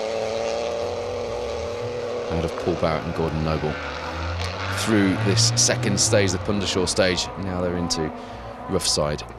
I will, as soon as those times drop through, if they drop through, I will give you an update. Greg McKnight, Harry Marchbank do not want to be getting it that close to the ditches here in Kielder on the final day, having just slotted themselves into a podium position overall. A huge margin out in the lead of the Open rally at this stage, but now their sights firmly set on that third place, which they currently hold. And we said we were going to back it off 5 to 10%. It didn't look like a 5 to 10% back off through there, did it? The rear wheels onto the foliage on the edge of the corner, coming into our camera shot, and those killer Kielder ditches there to bite if you dare get too close. We've heard a few people say they sort of suck you in, they make you want to go faster and push. And first time Greg's been in this position, and hasn't had the seat time he would have liked compared to some of the other drivers. And it's all experience, this. You see it with the drivers that know how to win these types of events. They keep it calm, they keep it simple. And they try and limit that excitement until they absolutely have a feel for what's going on and can control things. Diffrick James, Elliott Jones, nice and neat from them. They were 12th fastest through Pundershaw. Putting them 5th overall in the rally. A minute 18 behind Matt Edwards and Sean Williams, who in turn... Sorry, no, they're not. They're 24 seconds behind Matt Edwards and Sean Williams, who are in turn 1 minute 18 behind the podium positions at this point. But Matt is a wily old fox. Don't win 3 British Championships and battle for British Historic Rally Championships without knowing a thing or two about how these things work, and he knows that it could all change, so he's waiting there just to see what happens. As you see the man from Llandudno, Sean Williams alongside in that car prep Mark II. Neat, tidy, looked fast, didn't it? Was 2nd fastest through Pundershaw. Would quite like to be reeling in the time through Roughside as well, but Greg McKnight knows that. You could see he was still pushing hard. Dan Mennell, John Roberts then had a puncture 3 miles from the end of the stage, just pulled the tyre off the rim, didn't hit anything, didn't do anything wrong. The tyre looked fine as it came off the car, so frustration for Mennell, but again quite good at managing that frustration. He just said it is what it is, we'll get on with it, we're fine, we're having a big push now. And even with that puncture, remarkably 8th fastest through that stage, ahead of Mark Higgins and Arnie Radstrom. Tom Walster was equal 10th fastest with Radstrom, the Volvo driver, by the way. And here is Mennell now, hard on the brakes through there, in front of that Escort, dipping. See, pushes as hard as he can at this point. Started the week ever so slightly frustrated that his start had been a bit slower than he was hoping for. Nestling just outside the top 10 in around 12th, 13th position, wasn't he, to start the week in Wales. But as the week and the weekend have gone on, he's been winding in those leaderboard positions as Dan Mennell, and has enjoyed doing it as well. I think it's still important to remember that that is a big part of what it's all about. Currently 6th place overall, 2:46 back from Diffrick James, 1:24 ahead of Mark Higgins and Carl Williamson. See James Ford, Neil Shanks. They've had a rough week, as I mentioned earlier. Spent way too much time in the Roger Albert Clark ditches.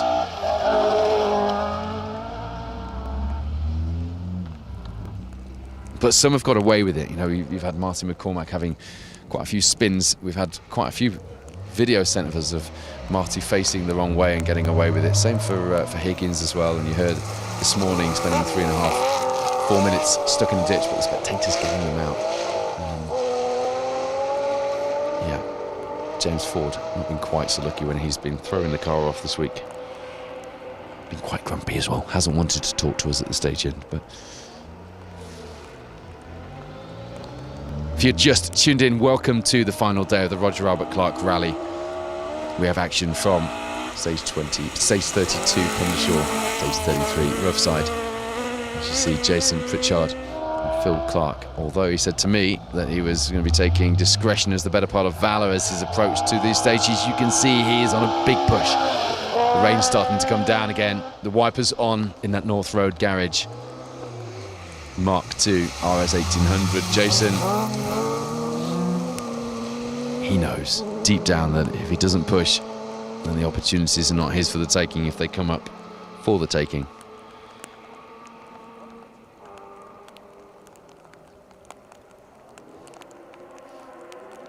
Just outside the top 10,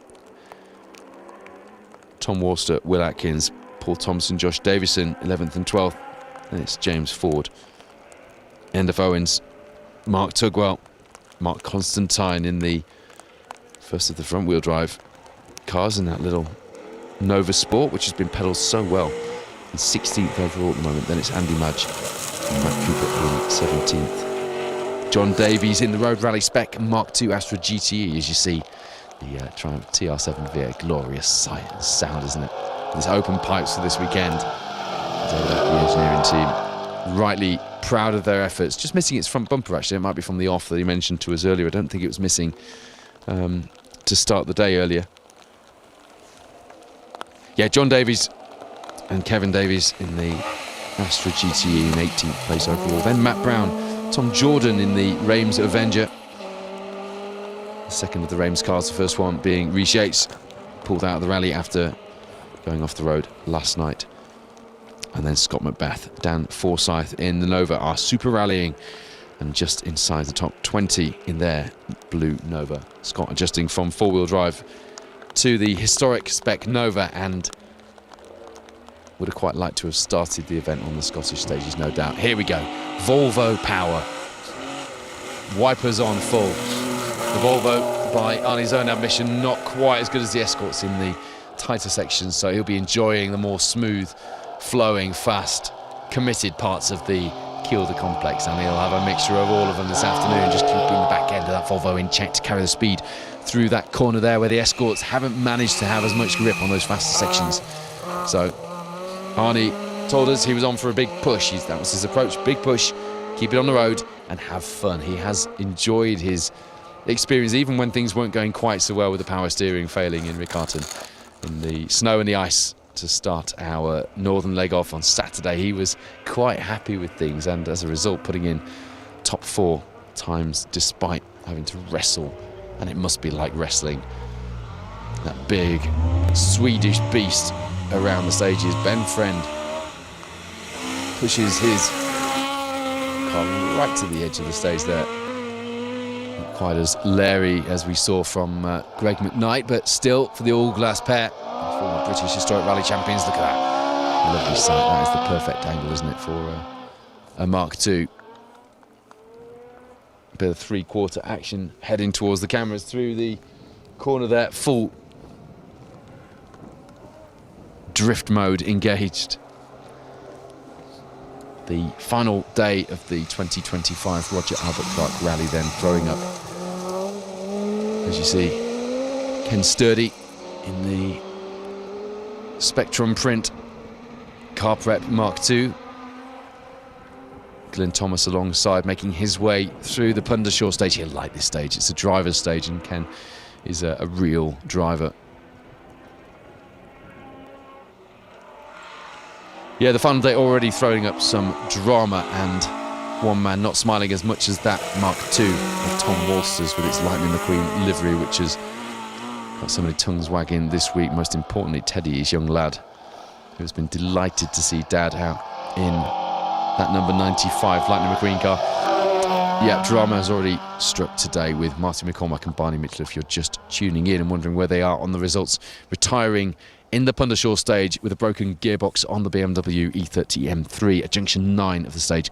The car pulled up at the side of the OK board, a sight for sore eyes, a sight that no fans here this week wanted to see, and the last thing that we wanted to see, and the last way that Greg McKnight wanted to slot into a podium position here on the R.A.C. rally, as he said himself. But he'll take it, and he's earned it. Jeremy Eason thumping his way through the Pundershaw stage in the 240Z.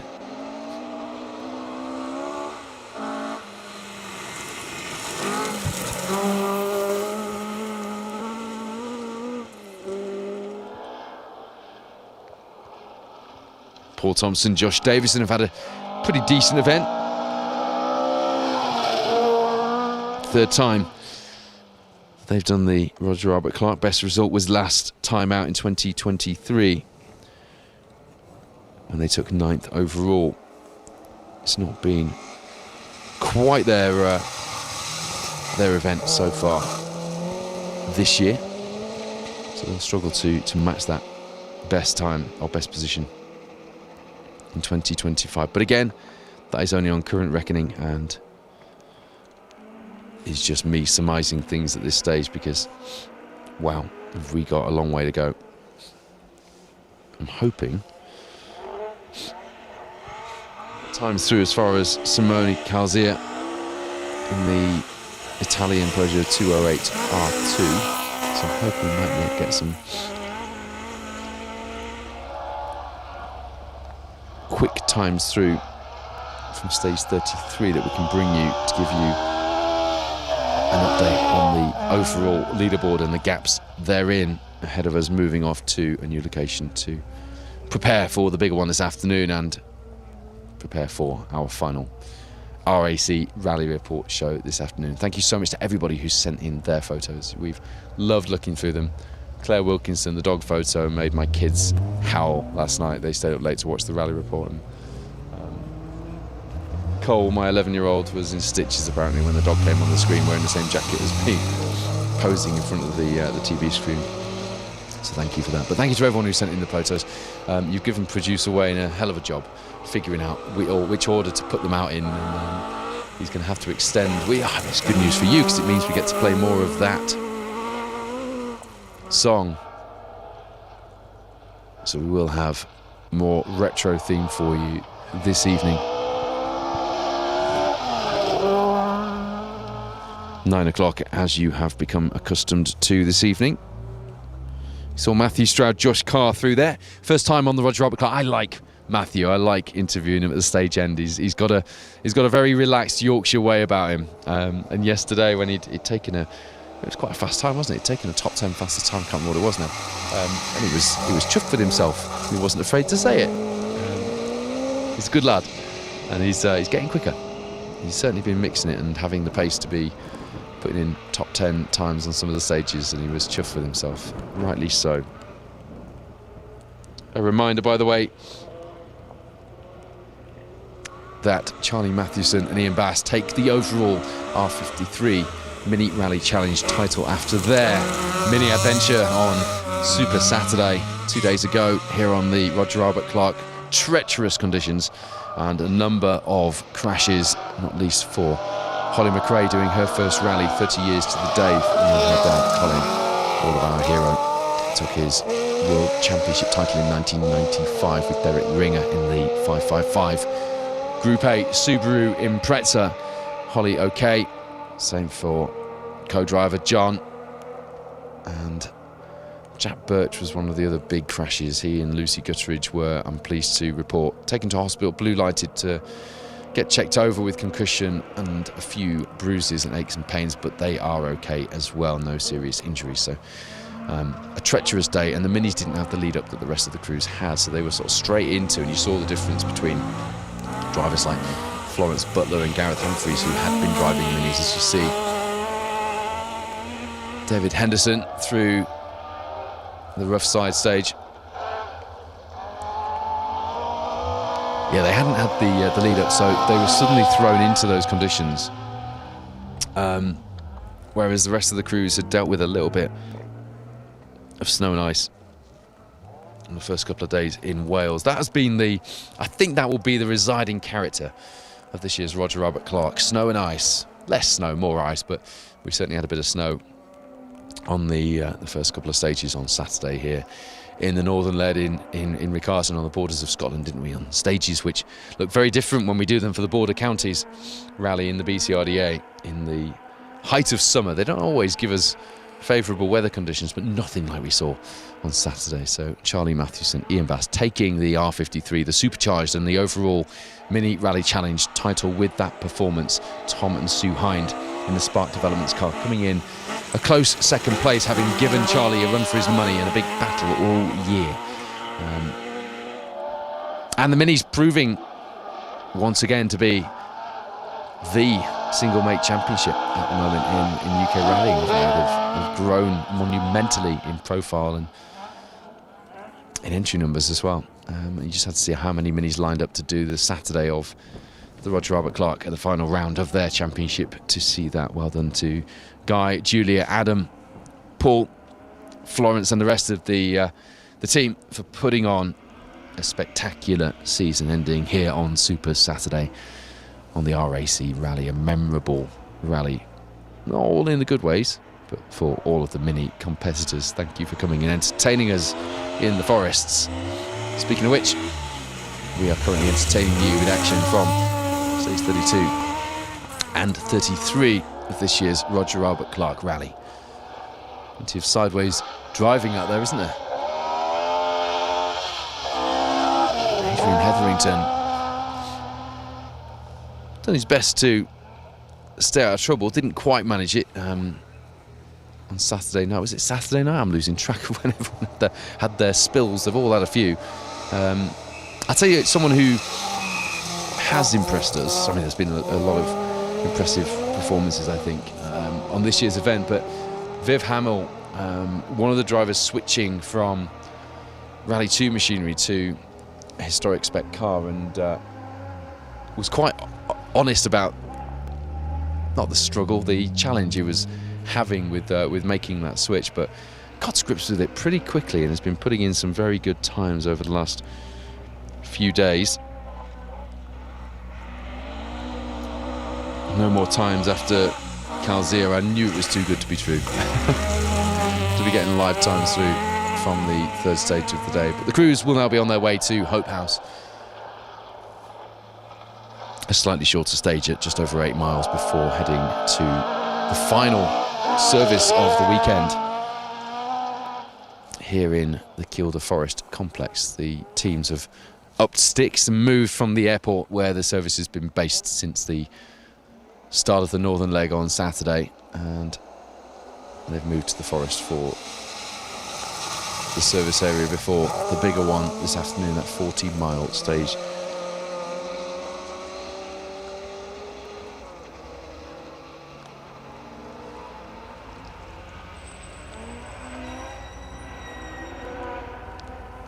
A few of the drivers have told me that this week has been quite a learning week for them.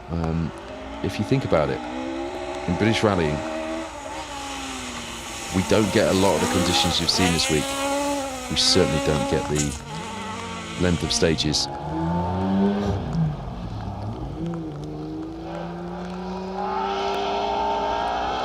That you see here on the Roger Albert Clark rally. So a real challenge and a really interesting spectacle for us to watch, as well as we watch them get to grips with these unique challenges that this event brings.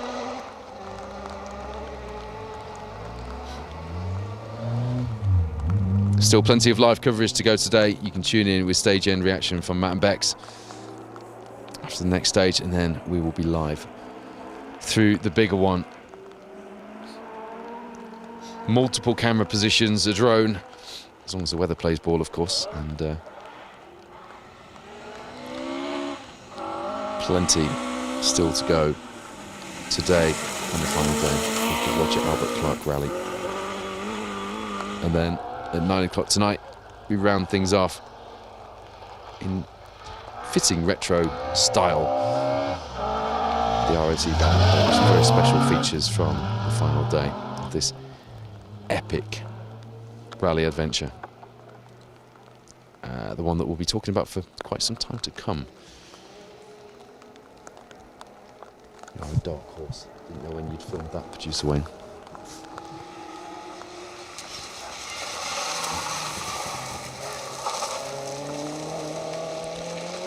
It's very unconfirmed, and I don't know if it's just speculation, but I'm hearing there is a a management car with a gearbox nearby. That would be an interesting twist, wouldn't it?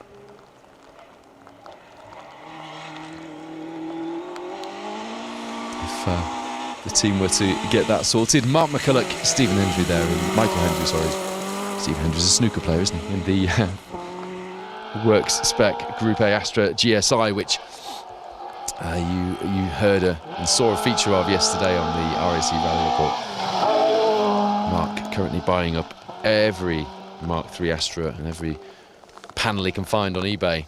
So he did politely request that if you have a bit of a thing for Mark III Astras after seeing them all in action on this year's Roger Albert Clark, if you could refrain from buying them on eBay and pushing the prices up just while he collects enough parts to keep his going for the next few years, he would be most appreciative. Thank you. So some very spirited driving here, given there is such a long way to go on these Kielder stages.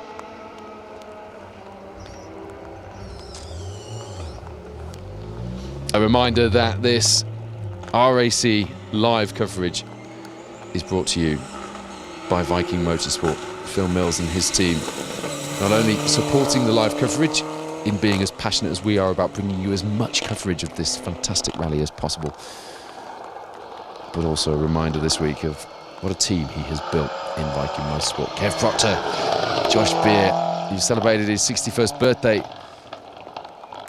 on Saturday on that chilly first northern leg, hooking the Proctor's coach and bus sales Sierra Sapphire Cosworth through the inside of the right-hander there.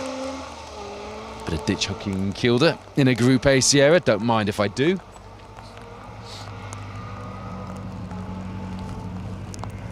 Another entertaining drive from Kev this year. Openly admitted in the build-up to this year's Roger Albert Clark that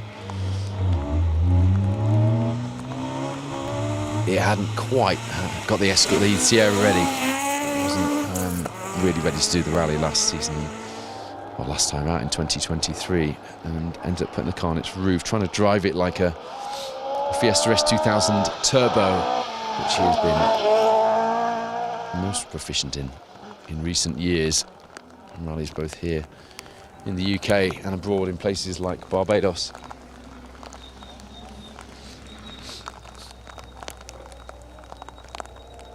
Johnny Greer, Kirsty Riddick as well, just plugging away and really in the same spot that Kev was 2 years ago with their Sierra Cosworth, the 3-door variety with its whale tail spoiler and its glorious touring car style exhaust which they lost actually yesterday on the stages, and a spectator managed to find it and bring it back. Adam Milner has had a bit of a rough event in the Cadet and the Ralloy car. He was in a ditch early on and just had a few niggles since then. We saw him shine in the Escort 2 years ago, didn't we? You see Ollie Cosmo in the open class Volvo 242. We featured on last night's R.A.C. Rally Report, just thumping that whopping great Norwegian Volvo through these stages. Both Ole and Arne both keen to point out to us that these are quite common cars where they come from. Not common over here, but I just have a feeling people like John Stone and David Higgins making quite clear statements about wanting to have a go in a Volvo. John even could have wanted it, didn't he? On social media, looking for a Volvo 262 or a 242. It will be interesting to see what happens next. It could be I think the BMW of Martin McCormack and Barney Mitchell has started one new chapter in British historic rallying. I really do. I think now we've seen how well that can go on gravel, which there are a few people scoffing at that, I think you'll see a few of them finding their way out here. We've already got a few on the tarmac. It won't take much for them to put a call into Marty to see if he can help them with some gravel setup, I'm sure. And then the Volvos, there has to be a legacy piece to this. I am seeing Volvos in British rallying.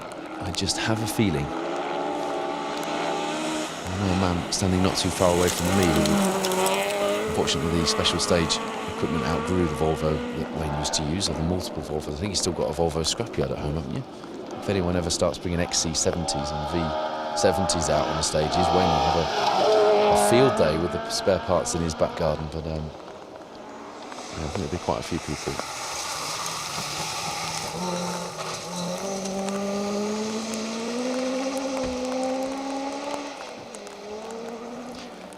Yeah, a joke from Luke Harvey, one of our, should we call him a part-time member of the team, out filming with British Rally Media this week.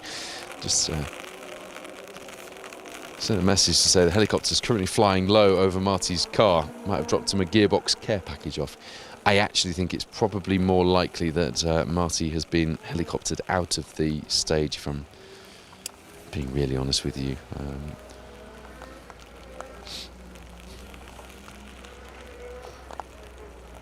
Let's see what happens. It's not unheard of for miraculous turnarounds by the service crews here on the Roger R. at Clark, but I think it's a long shot for us to see anything of that BMW again this afternoon. Who knows? Never be quite sure, can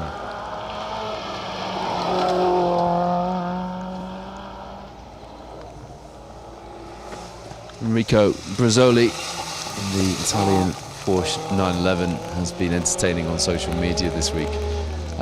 On his race suit, I actually sent a picture to my wife last night and I said, yeah, this is my saying, Vicky. It says, drive fast, love slow. Full Italian mode for their first ever rally, I think it is, in the Porsche 911.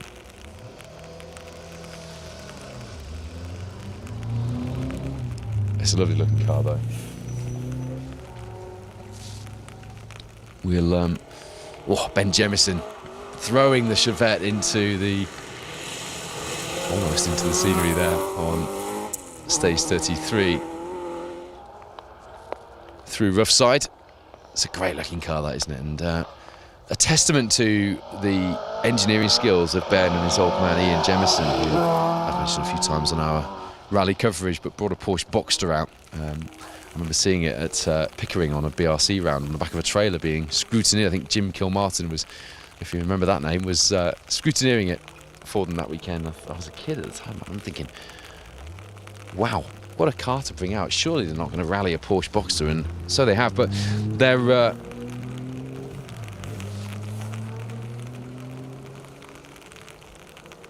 expert engineering skills coming into play with that Chevette as well. It has survived the Midfield Park yet again. Did the same in 2023. Steve Bannister, oof, just the car getting light over the crest there. What a legend. We can't overuse that word, of course, but it's not enough in Steve Bannister's case. Well, the Yorkshire Rally Mafia, if you've got Jonathan Pullin, JP's epic book, and a fascinating character. Got another 5 minutes of this live broadcast before our timings mean we have to move on to prepare our location for this afternoon and get some work done for the R.A.C. Rally Report show. So we'll keep bringing you a bit more action. As you see, Ben and Stephen Smith through in the Dan Sport Porsche 911. The pair who've really been enjoying themselves this week, despite some horrific conditions and even putting the car in a ditch. I think it was yesterday, he said. But Ben, even on the snowy and icy stage, is quite a young driver still, and not that experienced to be slinging a Porsche around, stepping up from the Mark 1 Escort. But he absolutely loved the snowy, icy stage through Riccarton, and everyone else was struggling through, and some not even struggling through either.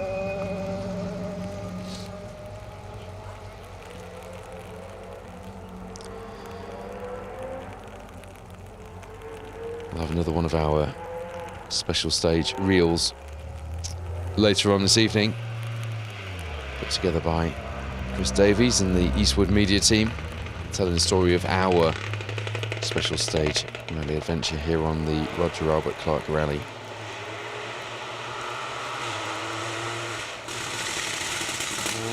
I'm doing disservice to Brazzoli a minute ago, wasn't I? It's actually Michel Beretta, Guthrie, Pujol, Solsona who are doing their first ever rally. So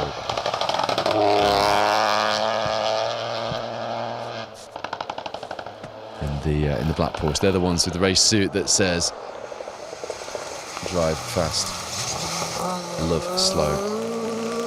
Matt and Bex will have some stage side reaction shortly for you from Hope House, and an update on the various leaderboards as we go into the afternoon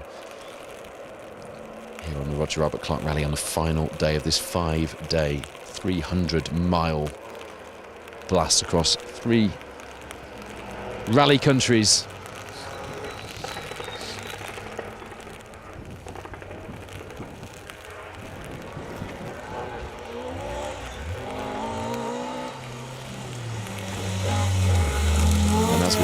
Still be an awful long way to go, and the next time we'll be together will be for this afternoon for the bigger one, when the stages are combined here in Kielder and we end up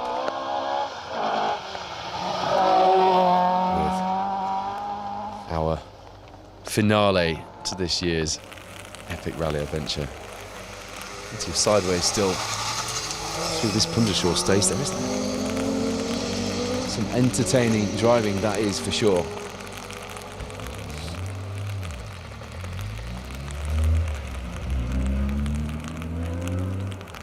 Don't forget, if you've missed any of the coverage this week, you can catch up on the Roger Albert Clark social media, but you can also go to Special Stage on the Special Stage YouTube channel, or specialstage.tv. All of the live broadcasts from this week are still there for you to look back on, enjoy, scroll through. I'm sure the viewing numbers, which are already phenomenal, to be honest with you. I'm sure they'll go up once the crews go into recovery mode and start flicking through the coverage from the week. And if you are looking back through in days or weeks to come and you catch this bit of the broadcast and you are one of the crews providing the entertainment on this year's Roger Albert Clark Rally, well done to you. Even getting to this point of the rally is a huge achievement regardless of leaderboard position.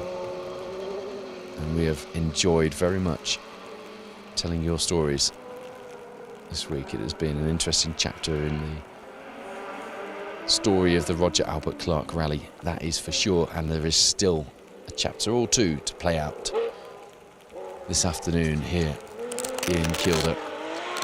Brazzoli then in the Porsche, rounding things off for us here on our live coverage of the 32nd and 33rd stages of the Roger Albert Clark Pundershaw and Roughside. Wipers on, the rain coming down heavily, setting up a wet, slippery and surely thrilling climax to this year's rally with that 40-mile bigger one stage this afternoon. That is all we've got time for.